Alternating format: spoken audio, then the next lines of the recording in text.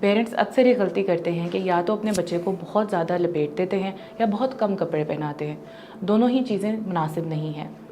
इसका जो सबसे अच्छा हल है वो है लेयरिंग। आप बच्चों को लेयर्स में कपड़े पहनाएं और अपने बच्चे के कंफर्ट के हिसाब से उसको एडजस्ट कर लें। मसलन अगर आपका बच्चा बहुत गर्मी महसूस कर रहा है तो आप उसकी 1 या 2 लेयर्स कम कर दें।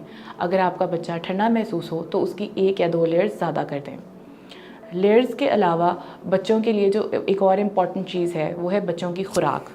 जैसा कि आप सब जानते हैं कि फलों और सब्जियों में बहुत ज़्यादा विटामिन्स होते हैं जो बच्चों की इम्यूनिटी यानी कि क़ुव्वत मुदाफ़ियत को बढ़ाते हैं।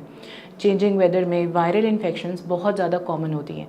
सो आप अपने बच्चे की डाइट में फ्रूट्स, वेजिटेबल्स, मीट, एग्स का इस्तेमाल लाजमी करें ताकि बच्चे की इम्यूनिटी बूस्ट हो सके।